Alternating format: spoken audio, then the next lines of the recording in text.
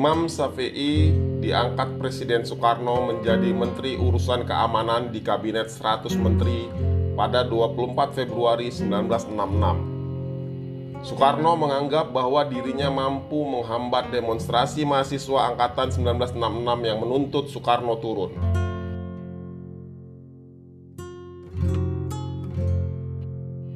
Namun jabatan itu tidak lama diembannya. Sebulan kemudian dia ditangkap dan dijebloskan ke penjara. Dia dituduh terlibat komunis, hal yang tidak masuk akal karena pria yang akrab dipanggil Bang Pi ini pernah ikut menumpas pemberontakan PKI Madiun pada tahun 1948. Seperti dicatat Patrick Matanasi dalam buku Para Jagoan dari Ken Arok sampai Kusni Kasdut, Syafi'i tidak terbukti komunis. Tak lama kemudian dia dibebaskan. Sebenarnya Bang Pi tidak paham tentang politik. Hanya kesetiaannya pada Soekarno yang ikut membawanya terseret penjara pasca tragedi G30S PKI. Cerita tentang Syafi'i sangat sulit ditelusuri karena dia terlanjur dicap komunis. Para mantan anak buahnya membakar dokumen-dokumen tentang dirinya karena takut bermasalah dengan Orde Baru, apalagi sampai dituduh subversif.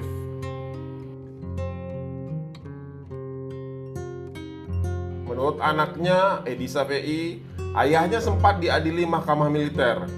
Dia dituding indisipliner karena sebagai tentara menolak menghadap Soeharto saat itu. Bahkan kabarnya lagi ketika Soeharto berkuasa, Bang Pi sempat ditawari untuk kembali ke TNI dan pangkatnya dinaikkan. Namun tawaran itu ditolak Bang Pi dan memilih untuk menghabiskan masa tuanya di rumah.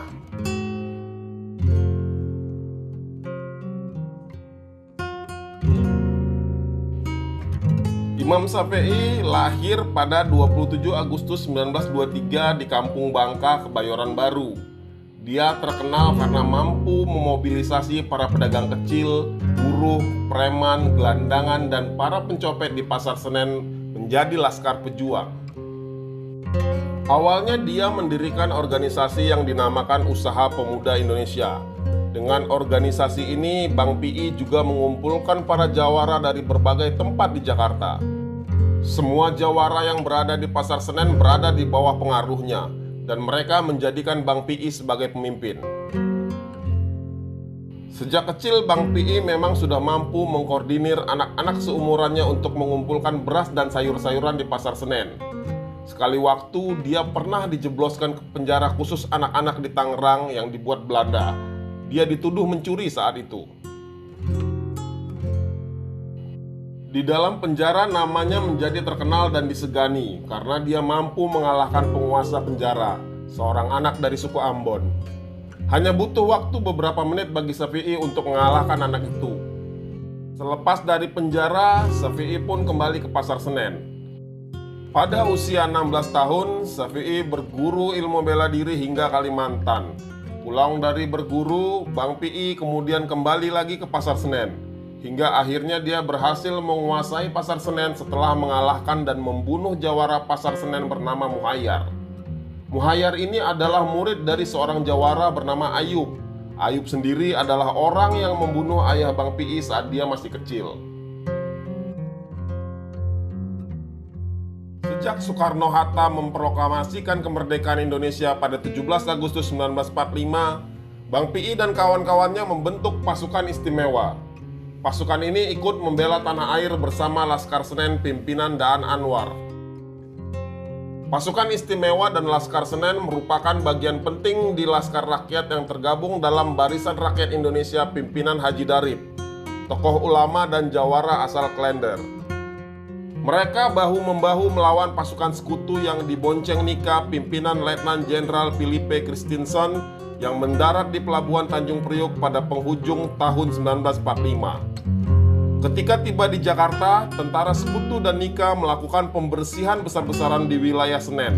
Bang Pi dan pasukannya pun melakukan perlawanan.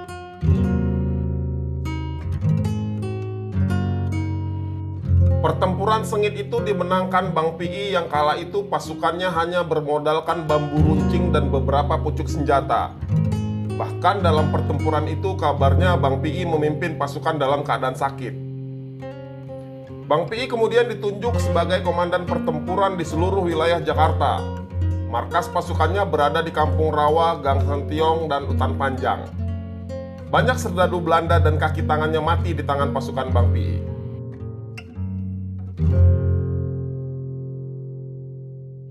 Karena prestasinya itu, pasukan Laskar Rakyat Jakarta yang dipimpin Bang Pi diresmikan oleh Markas Besar TNI menjadi pasukan istimewa di Divisi 2 Sunan Gunung Jati. Pasukan di bawah pimpinan Bang Pi ini lalu kembali dilebur menjadi Tentara Nasional di Kesatuan Resimen 5 Brigade 3 Kian Santang Divisi 1 Batalion Siliwangi. Pada tahun 1948, Bang Pi dan pasukannya pernah ditugaskan untuk memimpin operasi penumpasan pemberontakan Partai Komunis Indonesia di Madiun, Jawa Timur. Ia dikenal sangat militan dan tak takut mati.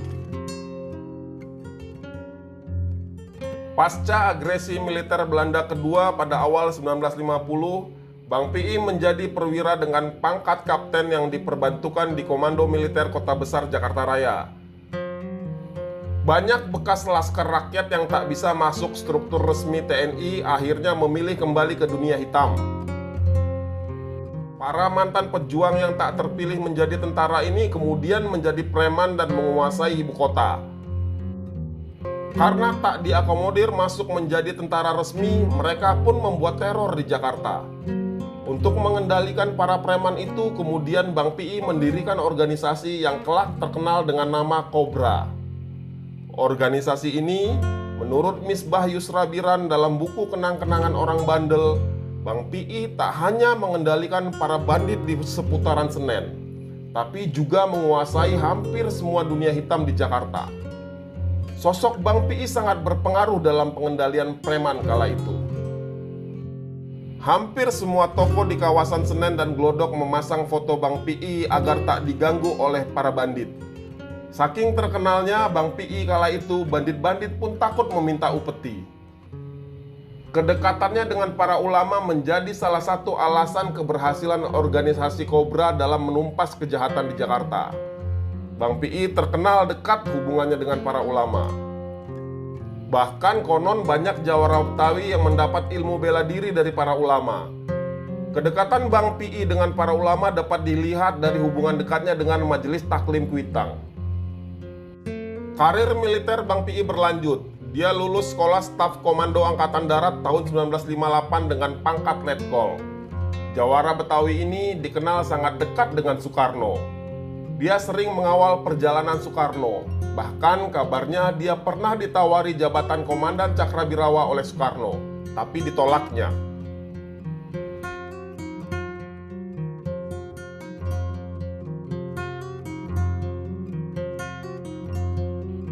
Tanggal 9 September 1982, Bang Pi tutup usia. Dia dimakamkan secara militer di Taman Makam Pahlawan Kalibata.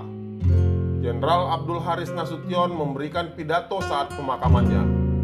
Di nisannya tertulis pangkat terakhirnya, Letnan Kolonel Imam Safei. Dia terdaftar sebagai anggota Angkatan Darat dengan NRP 14157.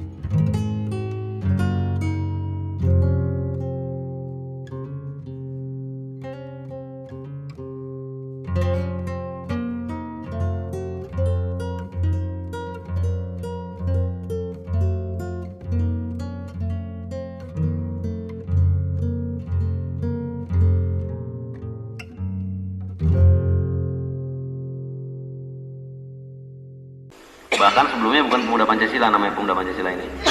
Pemudanya sendiri namanya pertama, beberapa bulan pertama, 3 bulan pertama itu pemuda patriotik.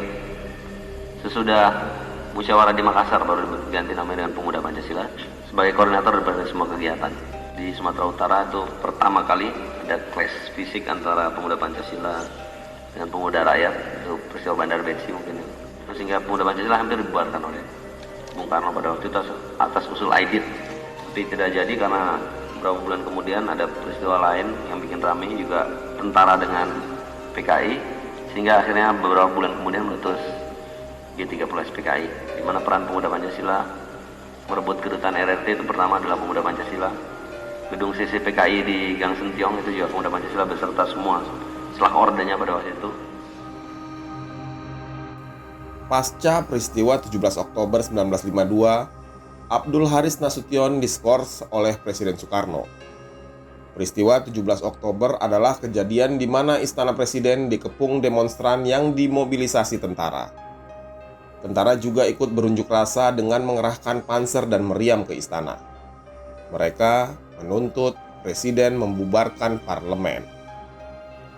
Waktu itu pangkat Nasution masih kolonel, tapi dia menjabat posisi penting, yakni Kepala Staf Angkatan Darat.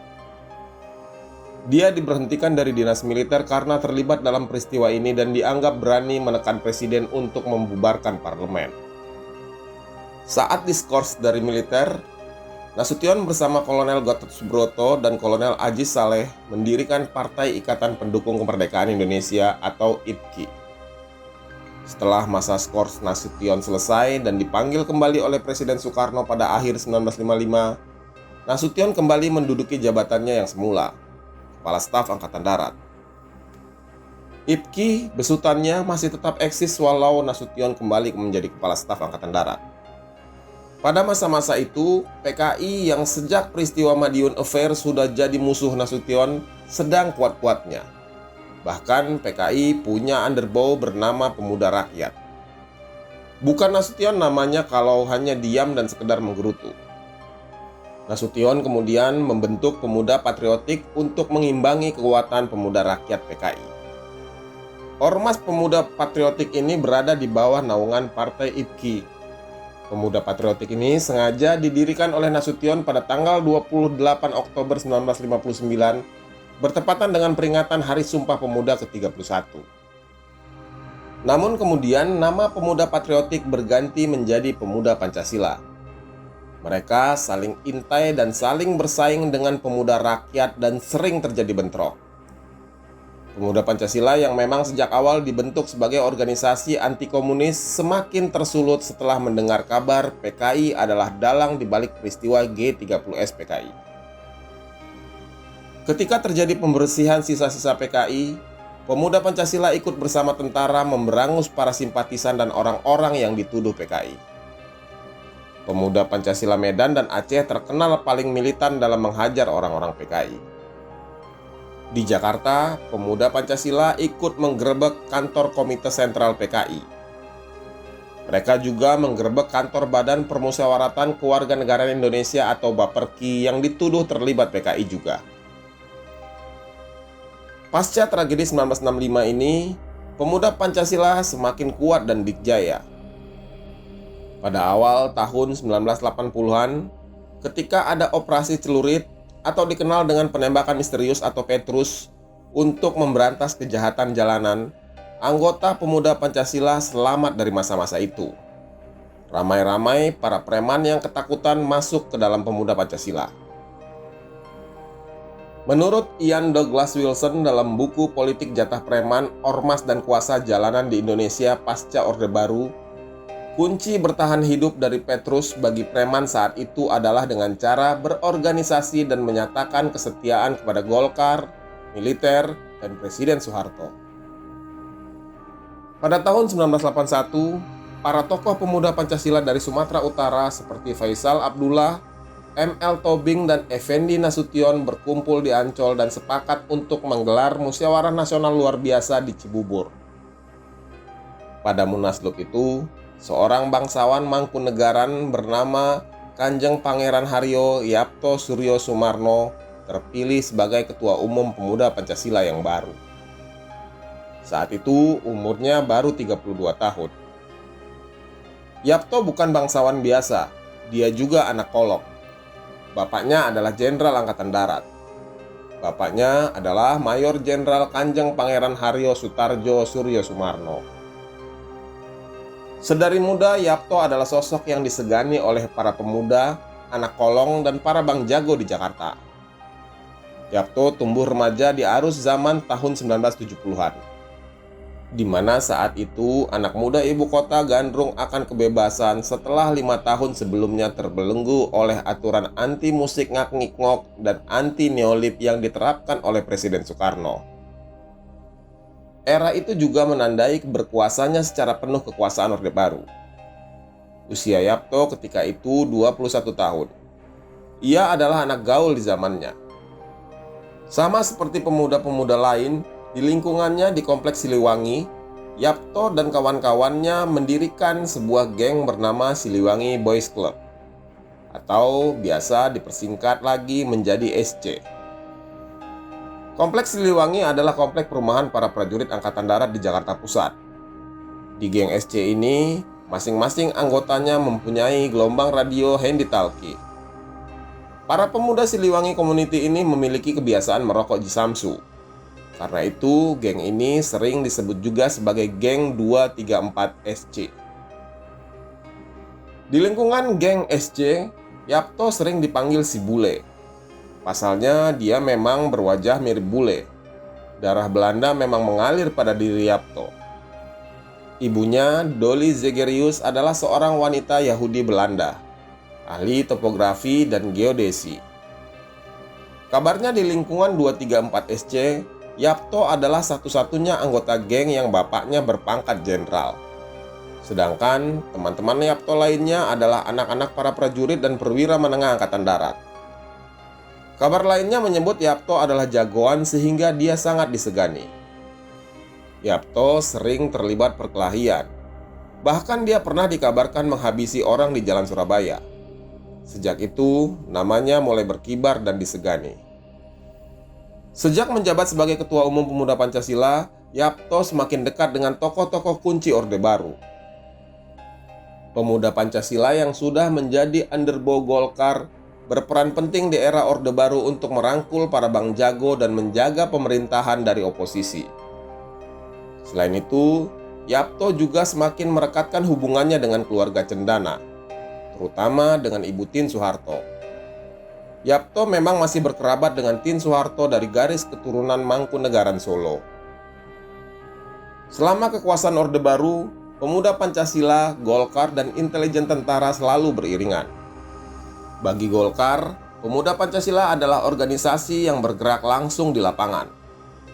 Sementara bagi intelijen Orde Baru, organisasi ini dapat dipakai untuk membersihkan tangan rezim dari setiap kekerasan. Salah satunya ketika terjadi insiden kerusuhan 27 Juli 1996 di kantor pusat Partai Demokrasi Indonesia, publik menduga Pemuda Pancasila ikut terlibat dalam kerusuhan tersebut. Namun, bersamaan dengan lengsernya Soeharto pada tahun 1998, Pemuda Pancasila kehilangan pengaruhnya untuk sementara waktu. Gonjang-ganjing politik dan posisi Golkar yang sedang tidak menguntungkan ketika itu memungkinkan Pemuda Pancasila untuk mencari sandaran lain. Tetapi itulah jagonya Yapto Surya Sumarno. Ketika Orde Baru karam, dia tidak ikut tumbang. Bahkan organisasi yang dipimpinnya semakin besar dan kuat. Tak hanya itu, Yapto bahkan mendirikan partai politik sendiri. Bertepatan dengan hari kelahiran Pancasila pada 1 Juni 2001, Yapto mendirikan Partai Patriot Pancasila. Partai berlambang burung Garuda berlambang sila-sila Pancasila ini mengikuti pemilu tahun 2004. Tapi partai ini gagal memperoleh kursi di DPR. Pada pemilu 2009 ketika Partai Patriot Pancasila berubah menjadi Partai Patriot, partai ini pun masih gagal. Meski Yapto mengaku keanggotaan PP mencapai 4 juta anggota yang tersebar di seluruh Indonesia. Hebatnya Yapto adalah dia mampu menahkodai Pemuda Pancasila sejak zaman Presiden Soeharto. Dia mampu beradaptasi dan mendekatkan Pemuda Pancasila dengan para penguasa dan pengusaha. Bahkan banyak para pejabat dan pengusaha yang ikut bergabung dalam Pemuda Pancasila ini. Sebagian menjadikan ormas ini sebagai landasan politik, ada juga yang menjadikannya sebagai backing usaha. Pada liputan Tempo 14 Desember 2021, Yapto mengaku telah banyak mengubah wajah organisasinya. Di awal periode kepemimpinannya pada tahun 1981 hingga 1985, Yapto mengakui banyak kader pemuda Pancasila menebar proposal dan menakut-nakuti orang lain. Yapto memastikan saat ini pemuda Pancasila sudah mandiri. Para anggota pemuda Pancasila banyak yang merupakan orang-orang penting. Anggota pemuda Pancasila ada yang pengusaha besar, ada yang menteri, dan ada anggota DPR. Mereka yang berpunya diminta Yapto untuk membantu para anggotanya untuk mendapatkan penghidupan yang layak. Yapto menyebut sejak musyawarah di Sumatera Utara pada tahun 1986, dia sudah meminta agar pemuda Pancasila tidak lagi menyebar proposal. Dia meminta anggotanya untuk mandiri dalam segala hal. Dia mengakui ada juga anggota ormas ini di daerah-daerah yang bekerja menjaga tanah milik orang lain. Yapto menuturkan, anggota pemuda Pancasila pasti akan mengecek terlebih dahulu kelengkapan surat tanah ini sebelum menjaganya. Pemuda Pancasila memang mendominasi sepanjang Orde Baru di awal 1980-an hingga akhir 1990-an. Tapi, pasca reformasi, ormas pimpinan Yapto ini mulai mendapat para pesaing baru. Di tataran elit jelas tidak ada yang mampu menyaingi pemuda Pancasila. Sebut saja wakil ketua umum mereka adalah Bambang Susatyo, mantan ketua MPR RI. Selain itu, mantan Presiden Joko Widodo dan mantan Wakil Presiden Kiai Haji Ma'ruf Amin dan Yusuf Kala bisa juga mereka rangkul menjadi anggota kehormatan. Di tataran elit, jelas tidak ada yang mampu menyaingi Yapto dalam merangkul orang-orang penting negeri ini. Tapi berbeda di lapangan. Pasca reformasi, pemuda Pancasila berada dalam persaingan langsung dengan formasi baru kelompok-kelompok ormas yang perlahan mulai merangkak naik. Ormas-ormas baru ini tidak hanya menunjukkan ideologis Pancasila, tapi banyak juga yang berorientasi agama dan kedaerahan. Pasca reformasi, pemuda Pancasila mulai mendapat lawan sepadan dari ormas berbasis agama dan identitas etnis seperti FPI, FBR, dan lain-lain. Tapi tetaplah tidak ada satupun pemimpin ormas yang sebesar dan selegendaris Yapto. Tidak ada yang mampu menyainginya memimpin ormas. Bayangkan, selama 44 tahun dirinya berada di tampuk tertinggi pemuda Pancasila, tanpa ada yang mampu menggantikan dirinya. Mungkin dia memegang rekor sebagai pemimpin ormas terlama di dunia.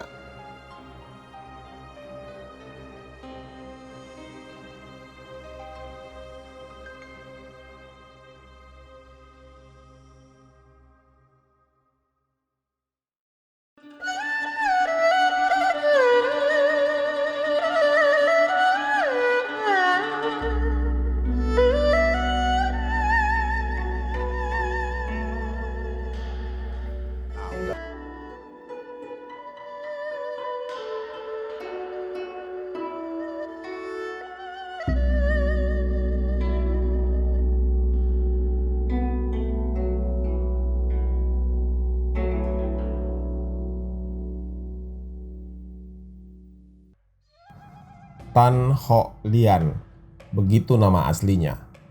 Tapi orang-orang mengenalnya dengan sebutan Anton Medan.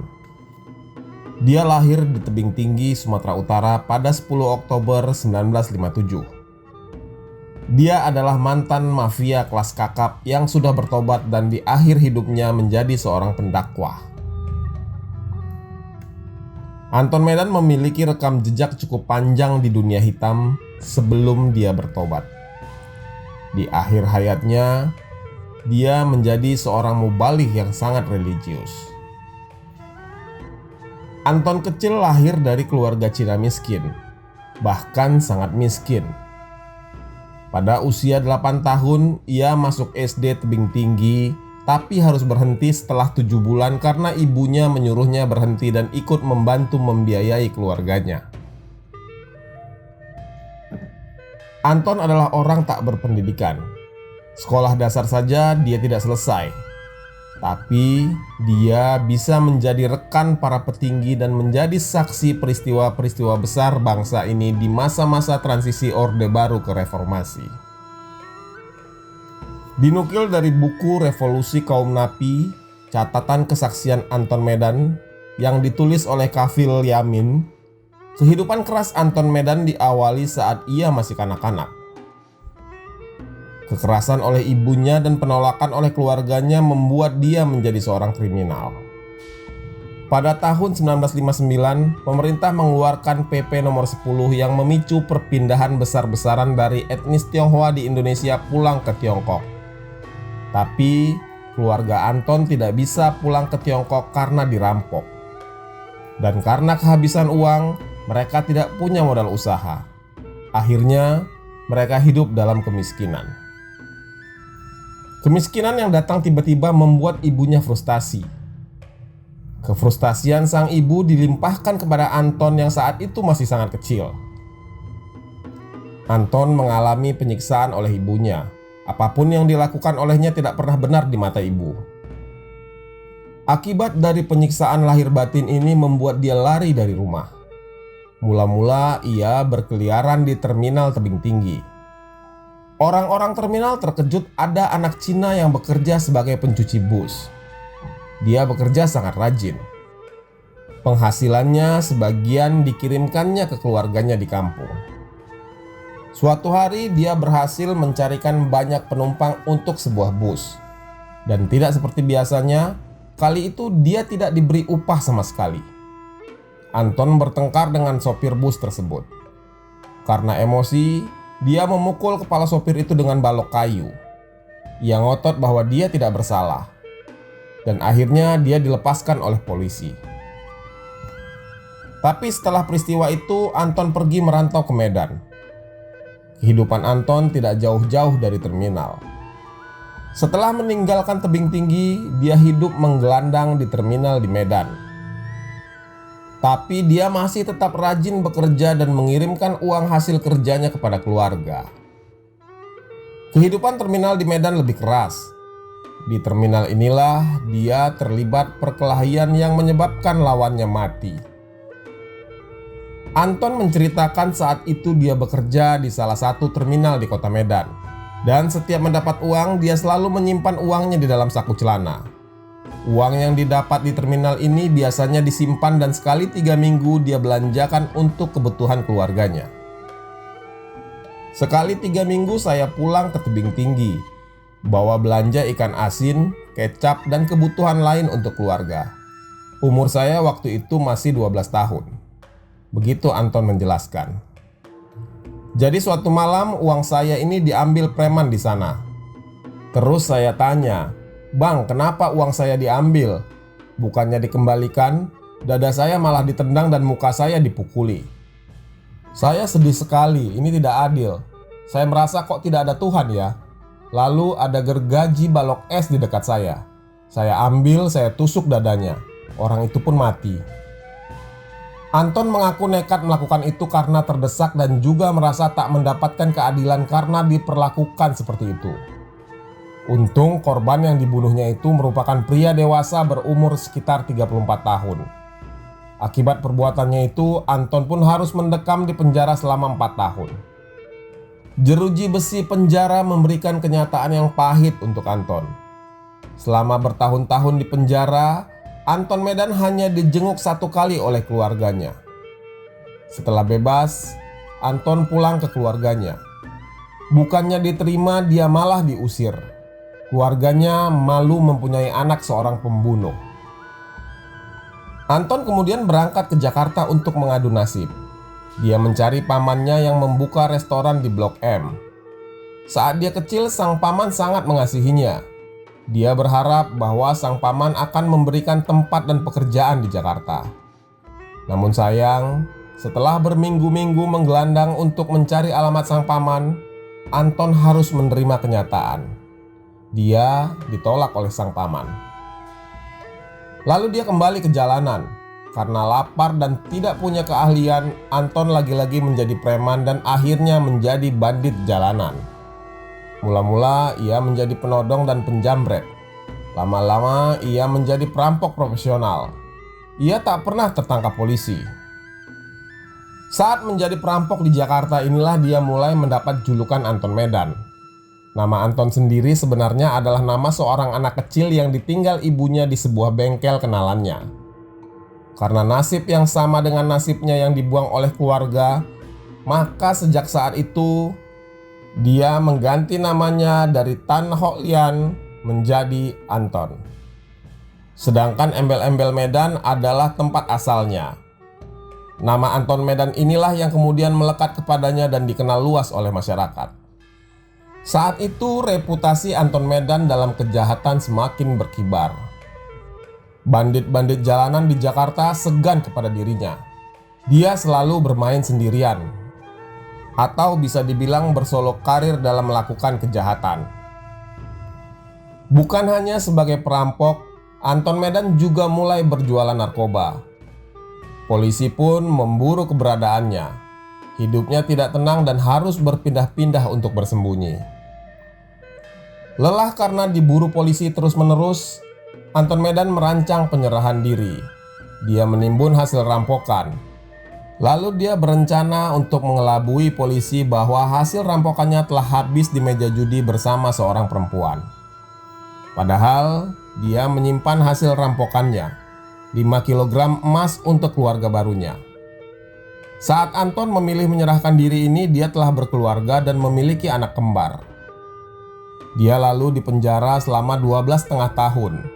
Namun, dia hanya menjalaninya selama 6 tahun saja. Anton Medan mendapatkan banyak remisi karena berkelakuan baik saat di penjara dan menyuap sana-sini. Setelah keluar dari penjara, dia sangat kecewa karena ternyata emas 5 kg yang disembunyikannya di makam mertuanya sudah diambil oleh abangnya.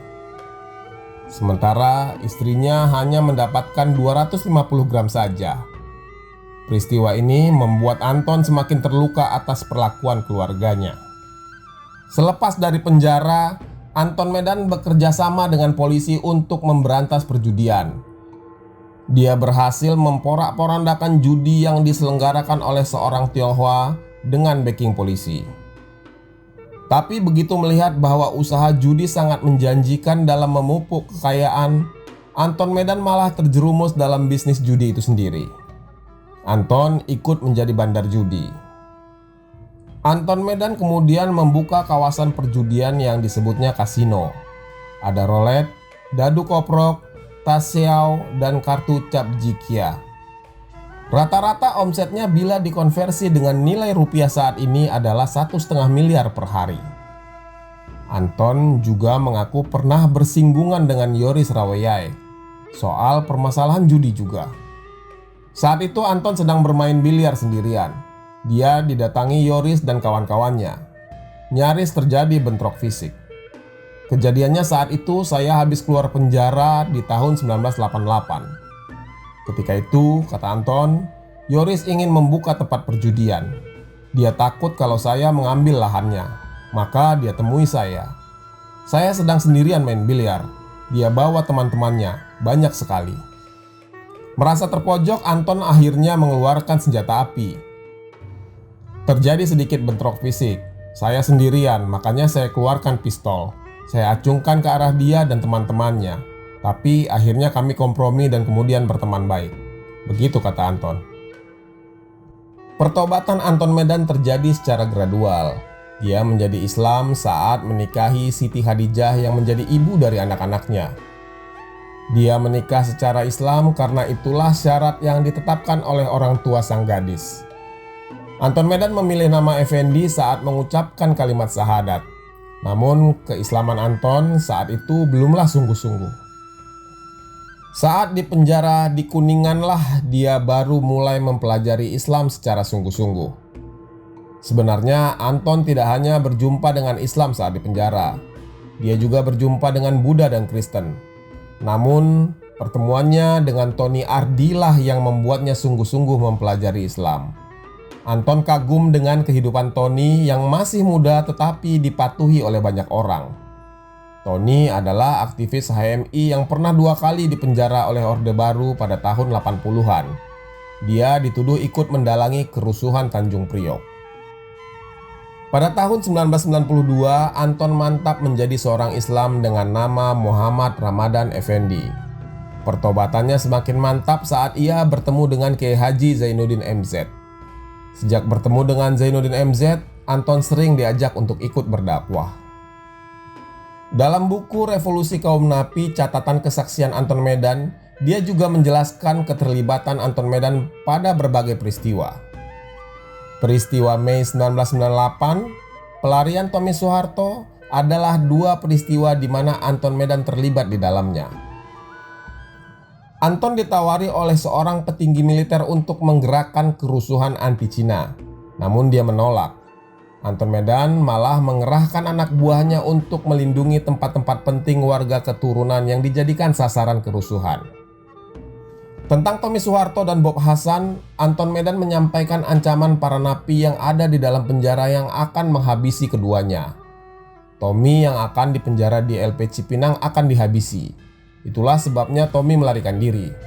Sedangkan Bob Hasan, para napi meminta supaya Bob Hasan dipenjara di Nusa Kambangan. Permintaan para napi ini kemudian dikabulkan oleh Jaksa Agung Baharudin Lopa. Anton Medan kemudian mendirikan Majelis Taklim At-Taibin yang menampung para mantan narapidana dan pengangguran. Dia sengaja mendirikan majelis taklim untuk membina serta menampung para mantan narapidana dan pengangguran agar bisa kembali ke jalan yang benar. Tak hanya mendirikan majelis taklim, Anton Medan juga mendirikan pondok pesantren. Tujuannya adalah ingin mengabdi lebih banyak untuk masyarakat. Pondok pesantren ini juga untuk membina para mantan narapidana.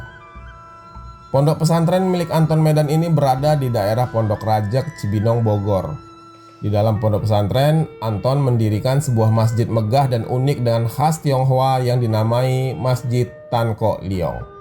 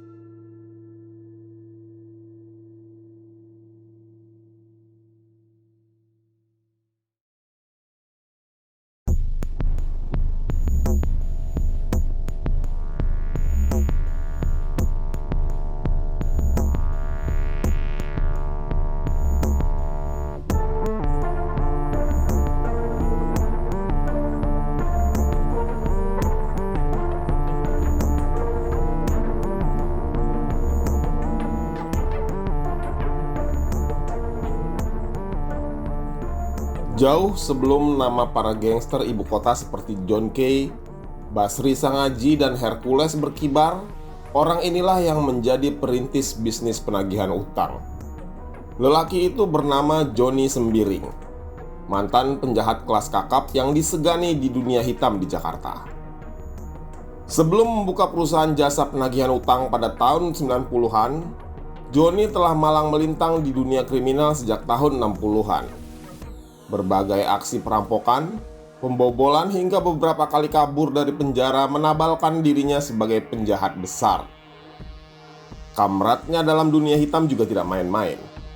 Kusni Kasdut, Bir Ali, dan Hengki Tupanwail, para perompak legendaris Indonesia adalah konco-konconya. Keganasan mereka di dunia hitam cukup menggentarkan. Kusni Kasdut berhasil merampok emas Museum Nasional. Bir Ali merampok bank dan perusahaan Belanda. Sementara Hengki Tupanwail merampok Bank Nusantara. Tapi ada satu perbedaan Johnny Sembiring dengan para kamratnya itu. Johnny gemar membaca. Dia kutu buku. Johnny juga dikenal sebagai seorang poliglot.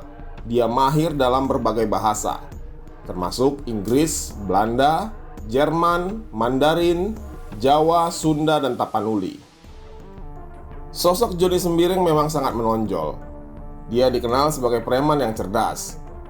Dia bahkan pernah berhasil memanipulasi Perdana Menteri Malaysia pada tahun 1960-an dengan tujuan untuk memperoleh uang melalui situasi politik yang tegang antara Indonesia dan Malaysia saat itu. Ketika itu, Bung Karno sedang mengkampanyekan Ganyang Malaysia. Bahkan Joni juga pernah menggasak dana terkait pampasan perang Jepang dengan melakukan penipuan di Bandung. Jepang yang sempat menjajah negeri ini harus mengganti rugi akibat pendudukannya. Ganti rugi yang diberikan tidak cuma uang, sebagian berupa pupuk yang masuk ke Tanjung Priok dan dibawa ke Jawa Barat. Padi Sentra, perusahaan yang melakukan distribusi pupuk dari Jakarta ke Bandung itu pun didekati oleh Joni. Surat-surat terkait tagihan pengangkutan fiktif kepada Padi Sentra pun disiapkan. Joni berhasil mempengaruhi seorang pejabat penting di sana. Pembobolan tersebut berlangsung berulang-ulang dan melibatkan sejumlah kelompok lain, hingga akhirnya aksi tipu-tipu itu pun terbongkar. Dari hasil tipu-tipu itu, Joni mampu menjebol dana distribusi pupuk hingga 32 juta rupiah, angka yang sangat fantastis pada masa itu. Dia akhirnya buron dan dicokok polisi hingga dipenjara di Nusa Kambangan. Rekam jejak Joni di dunia perbanditan memang istimewa. Dia berhasil kabur dari penjara yang terkenal paling ditakuti oleh para penjahat tersebut. Dia mengaku sakit hingga harus dirujuk ke fasilitas medis di luar Nusa Kambangan. Lalu dia pun kabur. Tahun 1983 terjadi pembunuhan terhadap Letnan Kolonel Penerbang Stephen Adam, seorang perwira menengah angkatan udara. Joni dituduh sebagai pelaku penembakan perwira penuntun di sekolah staf angkatan udara di Jakarta itu. Latar belakangnya adalah pertikaian antar sindikat narkotika yang melibatkan aparat keamanan. Kala itu, sang letkol yang disinyalir sebagai bandar narkoba menagih tunggakan bernilai puluhan juta rupiah kepada beberapa pengedar narkotik. Para pengedar ini mendapat barang dari Stephen dengan membayar secara cicil. Karena piutang tak juga dibayarkan, Stephen pun mengancam mereka. Para pengedar rupanya merasa lebih baik mendahului bertindak daripada didahului. Maka dia pun ditembak hingga tewas pada dini hari 29 Mei 1983. Pelaku mengarah kepada kelompok Robert dan Nico. Robert adalah tetangga Stephen yang membantu dan mengantarkan korban ke rumah sakit saat kejadian. Sedangkan Nico adalah seorang kapten polisi. Keduanya dituduh sebagai pengedar narkotik yang diancam oleh Stephen. Dalam sidang di Mahkamah Militer di Priangan, Bandung, dakwaan auditor militer menyebut Kapten Polisi Nikodemus terlibat dalam kasus kematian Stephen. Niko yang ketika itu menjadi kepala bagian operasi Polres Bogor telah meminjamkan sepucuk pistol kepada Joni Sembiring yang kemudian digunakan untuk menembak korban. Auditor menuding Joni bergabung dengan kelompok Robert dan Niko dan mengeksekusi Stephen dengan imbalan 10 juta rupiah. Niko kemudian dituntut 18 tahun penjara dan dipecat oleh Mahkamah Militer di Bandung. Sementara Joni Sembiring melawan di pengadilan karena merasa tidak melakukan pembunuhan tersebut. Joni disebut menembak Stephen, padahal beberapa saksi mengklaim bahwa Joni berada di Jakarta bersama keluarganya saat kejadian. Sayangnya, jaksa malah lebih percaya pengakuan saksi lain yang menyatakan bahwa Joni lah yang menembak Stephen Adam. Otto Hasibuan dan Muhammad Assegaf yang menjadi pengacara Joni mempertanyakan kesaksian yang diajukan oleh jaksa, termasuk mengenai jarak tembak. Selain itu, Otto bersama Muhammad Assegaf terus mempertanyakan bukti yang disajikan oleh jaksa. Hingga akhirnya kedua pengacara terkenal itu bisa membebaskan Joni dari tudingan jaksa yang bahkan menyebut menyetir pernyataan saksi. Dan akhirnya Joni dibebaskan oleh pengadilan karena memang tidak terbukti melakukan pembunuhan itu. Perjalanan hidup yang penuh kekerasan dan premanisme kemudian akhirnya membuat hatinya berubah. Joni memutuskan untuk bertobat dan mendirikan sebuah kantor konsultan di Kebon Sirih, Jakarta. Bisnis yang dia jalankan mencakup jasa konsultasi, penagihan hutang, dan mediasi dalam kasus wan prestasi atau hutang piutang. Tidak butuh waktu lama, bisnisnya kemudian berkembang pesat. Kantor konsultan Joni menjadi sangat diminati dan dicari oleh masyarakat ibu kota yang membutuhkan jasanya. Banyak pihak yang iri dengan kesuksesan bisnis yang dijalankannya. Bahkan para tokoh petinggi di tanah air pun merasa iri kepadanya. Karena bisnisnya sebagai penagih hutang, Joni Sembiring mendapat banyak musuh, terutama dari kalangan petinggi yang merasa terganggu oleh prakteknya. Mereka tidak suka dengan apa yang dilakukan oleh Joni. Berurusan dengan Joni merupakan hal yang rumit. Dia dianggap sebagai salah satu pelopor profesi debt collector pada masa itu.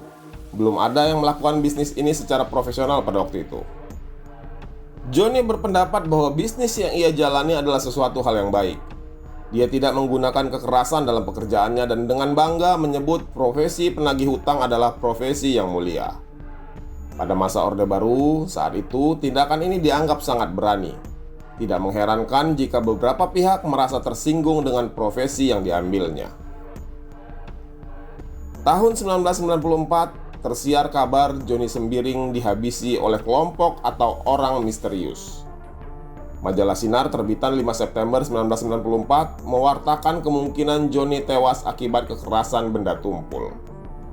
Ada kemungkinan tewasnya Johnny akibat jantungnya tertusuk tulang rusuknya yang patah akibat dipopor oleh senjata. Karib Johnny, seorang mantan preman bernama Edmund Ronald Hutahuruk, menduga kematian Johnny akibat patahnya tulang leher. Membunuh dengan cara itu hanya bisa dilakukan oleh orang-orang profesional. Tapi Kapolda Metro Jaya saat itu, Mayor Jenderal Polisi Hindarto, menduga pembunuh Johnny adalah kelompok debt collector sendiri. Motifnya adalah persaingan antar geng kelompok debt collector itu sendiri. Dan sampai saat ini, misteri kematian si preman intelek ini tidak pernah terpecahkan.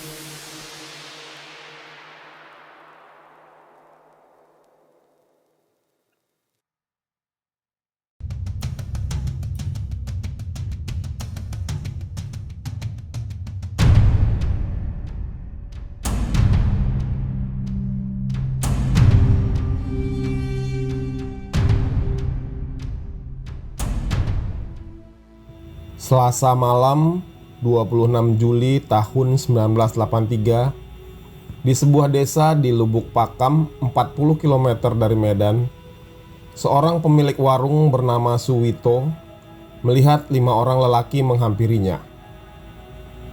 Mereka meminta Suwito mengikuti mereka karena butuh keterangan. Tanpa curiga, Suwito naik ke mobil Land Rover putih para penjemputnya itu. Di dalam mobil mereka bertanya tentang Usman Bais, seorang pemimpin perampok terkenal dari Medan. Usman Bais ditenggarai pernah makan di warung Suwito. Para penjemputnya itu menuduh Usman Bais sebagai orang yang memberi modal untuk warungnya. Suwito membantah punya hubungan dengan sang perampok. Laporan Tempo bertajuk "Para Penembak Gelap" menyebutkan Suwito dibawa berputar-putar di pinggiran Medan selama 2 jam. Dia sempat difoto 2 kali. Di desa hamparan Perak yang sepi, Suwito dipaksa turun. Seorang penjemputnya ikut turun. Suwito menjelaskan lelaki yang turun itu bertubuh sedang tapi agak pincang. Begitu turun, lelaki pincang tersebut langsung mencabut pistolnya. 3 kali saya didor. Saya jatuh. Saya masih bisa mendengar salah seorang penjemput menyuruh supaya kepala saya ditembak. Tapi orang yang diperintah bilang saya sudah mati setelah dia meraba perut saya. Begitu kata Suwito. Dia memang menahan napas berpura-pura mati. Suwito lalu dilempar ke parit di pinggir jalan. Nyawanya selamat. Pada tahun 1983, kejadian seperti itu terjadi di mana-mana di segenap penjuru Indonesia yang kelak dikenal sebagai peristiwa Petrus atau penembak misterius. Kala itu, warga Jakarta dan kota-kota besar lainnya di Indonesia menjadi terbiasa dengan mayat-mayat bertebaran. Namun, mereka sama sekali tidak mengetahui siapa pembunuhnya. Pemerintah pada awalnya enggan menjelaskan penemuan mayat-mayat itu. Aparat keamanan pun menepis keterlibatan mereka. Panglima ABRI saat itu, Jenderal LB Murdani, menyebut bahwa kematian-kematian misterius itu terjadi akibat perkelahian antar geng. Pembunuhan yang bertubi-tubi itu menurut Beni bukan keputusan pemerintah. Meski ada yang mati ditembak petugas, tapi kata Beni itu akibat mereka melawan petugas. Namun, dalam buku biografi Ucapan, Pikiran, dan Tindakan Saya, Presiden Soeharto justru membenarkan adanya Petrus itu. Di biografi dirinya itu, dia menyatakan penembakan misterius itu sengaja dilakukan sebagai shock terapi untuk meredam kejahatan. Kejadian itu misterius juga tidak. Masalah yang sebenarnya adalah kejadian itu didahului oleh ketakutan rakyat, kata Soeharto yang tertulis pada bab 69 biografinya. Orang-orang jahat itu, kata dia, sudah bertindak melebihi batas-batas perikemanusiaan. Dengan sendirinya kita harus mengadakan treatment tindakan yang tegas. Begitu Pak Harto menuturkan. Tak ada angka resmi jumlah korban Petrus itu. Hingga Juli tahun 1983, Beni Murdani mencatat ada 300 korban di seluruh Indonesia. Jumlah sebenarnya bisa dipastikan lebih dari itu karena banyak bandit yang mayatnya tanpa bekas. Mulyana W. Kusuma, pakar kriminologi yang melakukan riset soal Petrus, menyebutkan bahwa yang menjadi korban mencapai angka 2.000 orang. Menteri Luar Negeri Belanda waktu itu, Hans van den Broek, pada tahun 1984 meminta pemerintah Indonesia menghormati hak asasi manusia. Bahkan dia menyebutkan korban Petrus mencapai 3.000 orang. Bertahun-tahun kemudian, keterlibatan pemerintah dalam pembunuhan misterius itu mulai terkuak. Menurut penelitian Mulyana, Petrus merupakan lanjutan dari operasi pemberantasan kejahatan di beberapa kota besar. Mula-mula operasi ini dicanangkan oleh Komandan Garnizon Yogyakarta, Letnan Kolonel M. Hasbi, pada Maret 1983. Nyaris setiap hari ditemukan mayat tak dikenal yang tergeletak di jalanan.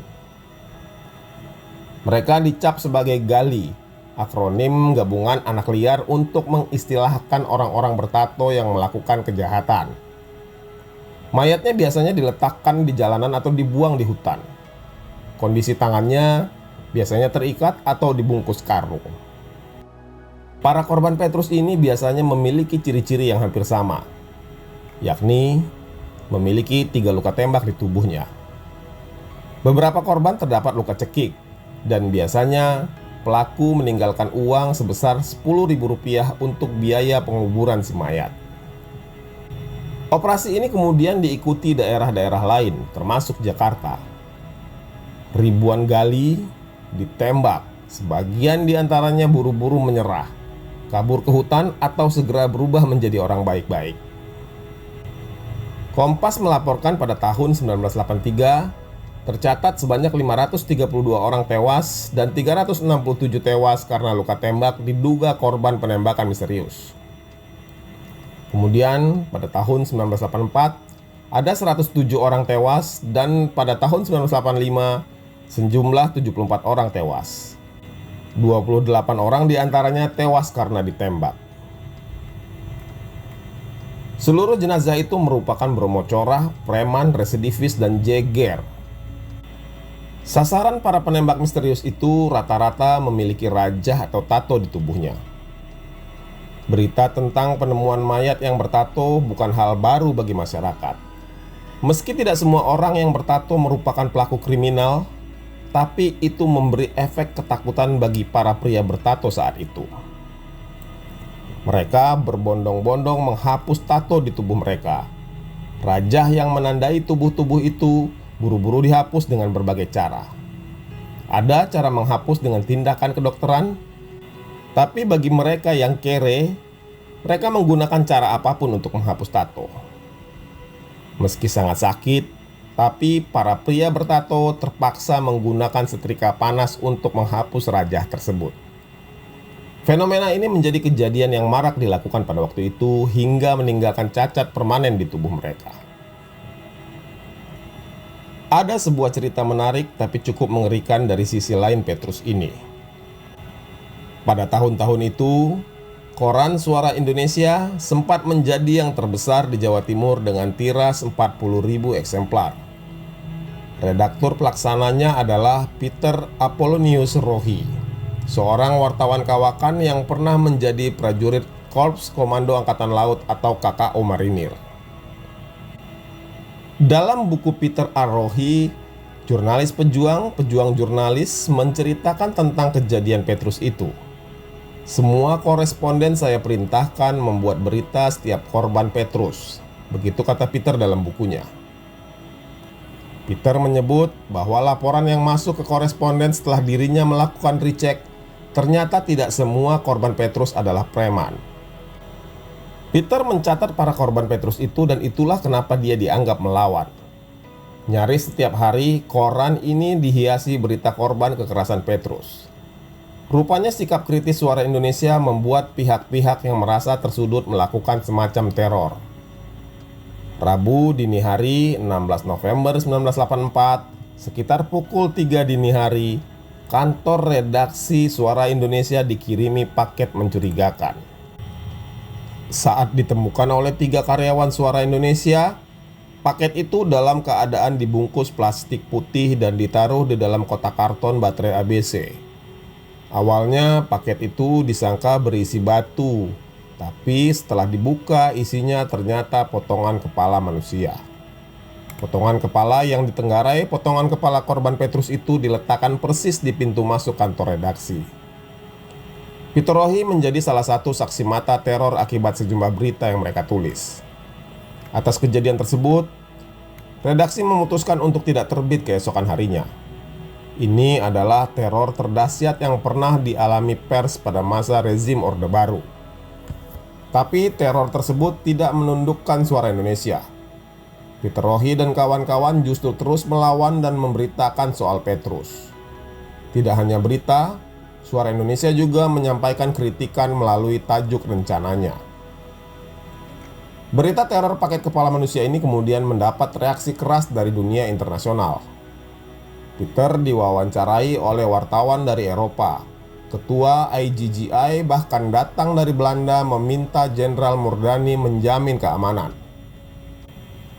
Martha Meyer dari Amnesty International menawarkan kepada Peter untuk keluar dari Indonesia untuk sementara waktu sebagai wartawan yang mendapat tugas belajar ke Amerika.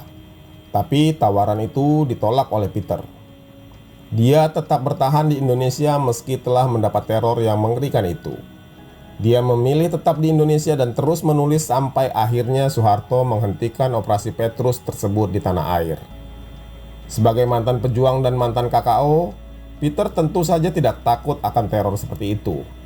Perjuangannya dalam mempertahankan idealisme pers sangat patut diapresiasi.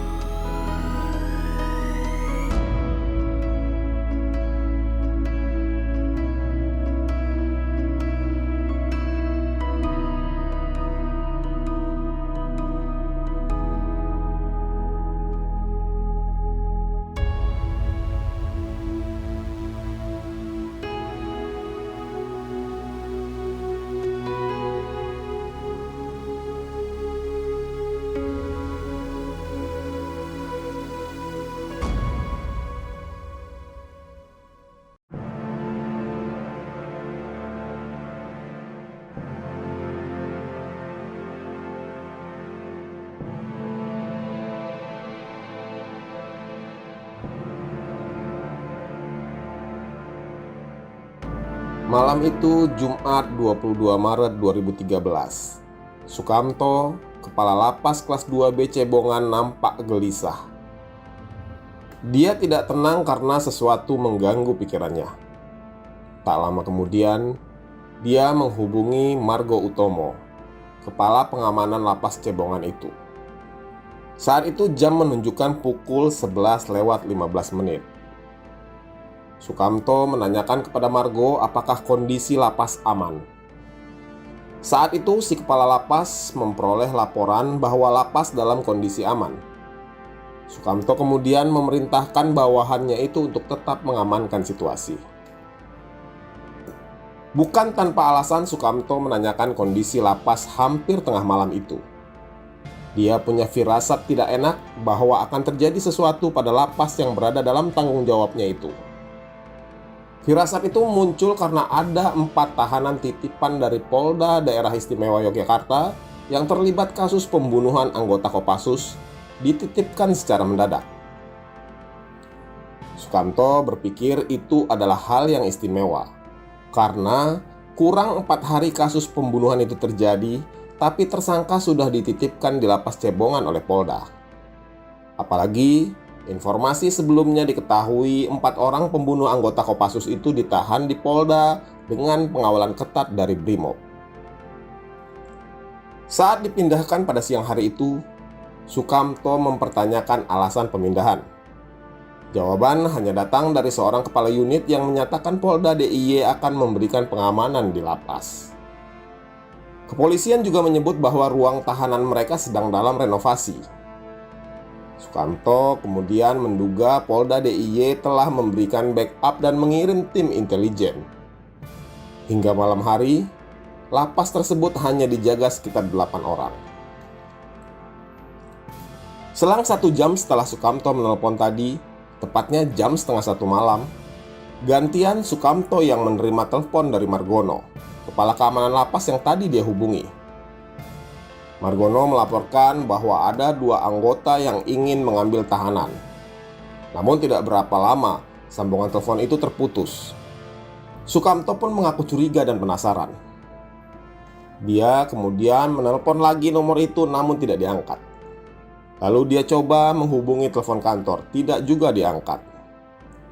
Saya punya perasaan tidak enak. Tidak pernah kepala keamanan saya bermain-main soal laporan. Begitu ungkap Sukamto saat menjadi saksi dalam sidang kasus Cebongan yang digelar di Pengadilan Militer 211 Yogyakarta. Saat itu dirinya sedang berada di Bantul langsung menuju Sleman. Dalam perjalanan, Sukamto menghubungi stafnya yang bernama Anita. Posisi rumah stafnya itu berdampingan dengan posisi lapas, jadi mudah untuk segera mengecek kondisi lapas. Namun, teleponnya juga tidak diangkat oleh Anita. Beberapa menit sebelumnya, sebelum Margono menelpon, serombongan pria berbadan kekar memakai sebo penutup kepala menggedor gerbang lapas. Seorang petugas lapas bernama Hendrawan melihat melalui lubang intip di gerbang jaga siapa orang yang datang itu. Salah satu pelaku yang terdiri dari 5 orang membuka penutup muka dan memberikan surat berkop Polri yang mengaku dari Polda DIY. Mereka hendak meminjam 4 tahanan titipan Polda DIY atas nama Diki CS. Belum sempat Hendrawan membaca surat itu, suratnya langsung ditutup. Kemudian, seorang lelaki kekar yang mengenakan tutup muka menodongkan senjata laras panjang meminta untuk membuka pintu. Hendrawan yang mengaku ketakutan akhirnya membuka pintu dan kelima pelaku meminta kunci sel tahanan Deki. Namun, karena kunci ruangan tahanan dibawa oleh kepala keamanan, kemudian mereka mendatangi rumah kepala keamanan itu, yang jaraknya sekitar 50 meter dari lapas. Ketika kepala keamanan Margo Utomo menelpon kepala lapas untuk meminta persetujuan, tiba-tiba para pelaku menodongkan senjata dan meminta mereka untuk tiarap. Rombongan ini kemudian masuk ke lokasi blok penjara menggunakan kotak kunci yang diambil paksa dari kepala keamanan lapas Cebongan. Dari sipir penjara mereka tahu bahwa para tahanan itu berada di blok A5. Setelah pintu blok A5 dibuka, seorang masuk ke dalam blok, sedangkan 2 pelaku lain berjaga di luar. Penyerangan ini dilakukan secara rapi dan cepat. Cara pelaku mengurangi jumlah ketika mendekati sasaran mirip dengan apa yang disebut sebagai operasi buntut kuda. Lalu tiba-tiba terdengar teriakan. Yang bukan kelompok Deki, minggir, seru pria yang masuk ke dalam sel penjara itu. Otomatis 31 tahanan lain memisahkan diri. Sementara kelompok Deki berdiri di sisi kanan. Lelaki yang masuk ke sel penjara itu tanpa banyak cakap kemudian menembak Hendrik Angel Sahetapi alias Deki. Menyusul kemudian Yohanes Juan yang saat itu dalam posisi angkat tangan. Sang eksekutor kemudian melihat tahanan lain yakni Adrianus Chandra Galaja alias Dedi merangkak ke arah selatan. Dia kembali merentetkan tembakan. Lalu tiba-tiba senjata yang digunakan sang eksekutor macet. Dia lantas keluar untuk memperbaiki senjata tersebut dengan seorang temannya yang berjaga di luar. Tetapi tetap tidak berhasil. Sang eksekutor kemudian bertukar senjata dengan temannya itu. Setelah menukar senjata, dia kembali masuk ke ruang tahanan dan bertanya, "Mana pelaku yang satunya lagi?" Puluhan tahanan lain kembali menyingkir dan menyisakan Gamaliel Yermianto Roni Riwu alias Adi yang berdiri di dekat kamar mandi. Adi pun ditembak sebanyak 3 kali. Seusai mengeksekusi, kabarnya para tahanan sempat bertepuk tangan. Sebanyak 31 selongsong peluru yang ditembakkan dari 2 senjata AK-47 ditemukan. Pada tubuh Deki ditemukan 4 proyektil peluru. Pada Dedi masih ada 1 peluru. Untuk Yohanes Juan Mambait diketahui terdapat luka tembak di leher menembus kepala dan sampai ke otaknya. Deki mengalami luka tembak punggung masuk ke dada menembus jantung. Sementara Dedi tertembak di punggung ke dada dan menembus jantung. Lalu Adi terdapat luka tembak di telinga kiri ke kepala dan merusak otaknya. 4 orang tahanan yang ditembak itu adalah para preman yang 4 hari sebelumnya melakukan pembunuhan terhadap seorang anggota Kopassus di Hugos Cafe di Yogyakarta. Sebelum dihajar timah panas eksekutor, para preman ini sempat membanggakan diri bahwa mereka telah membunuh seorang anggota Kopassus. Dengan sombongnya, Deki mengaku bahwa anggota Kopassus takut kepada mereka. Dia tak sadar, beberapa jam kemudian nyalinya dan ketiga temannya ciut di hadapan seorang eksekutor. Tidak hanya nyali, bahkan nyawanya ikut tercerabut dari tubuhnya. 4 hari sebelumnya, tepatnya 19 Maret 2013, di tengah gelegar musik R&B, 2 pria bersenggolan di dining room Hugos Cafe. Keduanya beradu mata, tapi tidak sampai berlaga fisik. Beberapa saat kemudian, Deki dan Heru Santoso, kedua pria itu, bersenggolan lagi. Keributan pun tak terelakkan. Deki dibantu Dedi dan Adi bergantian memukul Heru Santoso. Santoso sempat jatuh lalu bangkit. Juan sempat mencoba melerai. Namun pisau belati Deki menembus dada Santoso. Anggota Kopassus yang belakangan ditugasi di Kodam Diponegoro itu tersungkur. Dia tewas dalam perjalanan ke rumah sakit. Kronologi ini diperoleh dari potongan rekaman CCTV diskotik yang diputar di Komisi Nasional Hak Asasi Manusia, Lembaga Perlindungan Saksi dan Korban, serta Komisi Hukum Dewan Perwakilan Rakyat. Serka Heru Santoso adalah anggota Kopassus yang bertugas di bagian intelijen di jajaran Kodam 4 Diponegoro. Komandan Jenderal Kopassus Mayor Jenderal TNI Agus Sutomo mengatakan keberadaan Serka Heru di dalam kafe tersebut terkait dengan jabatannya sebagai anggota Intel. Kurang 24 jam sejak peristiwa penikaman Heru Santoso, Polda Yogyakarta berhasil menangkap Deki alias Hendrik Angel Sahetapi bersama 3 tersangka lainnya di 3 lokasi berbeda. 3 teman Deki lainnya adalah Gamaliel Yermianto Rohiriwu, Adrianus Chandra Galaja, dan Yohanes Juan Mambait. Yohanes Juan Mambait adalah anggota Polres Jogja yang berdinas di Polsekta Jogja berpangkat Bribka. Juan adalah mantan terpidana Polda Jogja yang baru dibebaskan oleh satuannya karena menjadi bandar narkoba.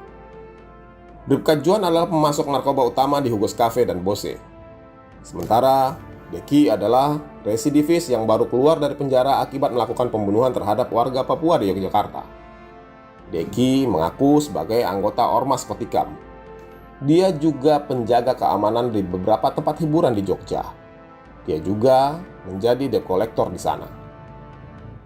Dia seorang residivis pembunuhan dan pengeroyokan. Dia juga pernah dipenjara karena memperkosa seorang wanita. Sedangkan Adrianus Chandra Galaja alias Dedi dan Yermianto Rohiriwu alias Adi adalah anak buah dari Bribka Yuwan dan Deki. Sehari setelah peristiwa pembunuhan Serka Heru Santoso, seorang preman bernama Marcel juga mencari perkara. Marcel yang merupakan teman Deki CS mengeroyok dan membacok Sertu Sriyono. Saat itu Sriyono sedang tugas piket di kantor Kodim Yogyakarta. Dia didatangi Marcel dan 15 orang kawan-kawannya. Kemudian Sriyono dikeroyok dan dibacok. Peristiwa-peristiwa ini adalah pemicu dari penyerangan Lapas Cebongan. Tak lama setelah peristiwa penyerangan Lapas Cebongan, tim investigasi TNI Angkatan Darat mengatakan ada 11 anggota Kopassus Grup 2 Kartosuro yang terlibat dalam peristiwa itu.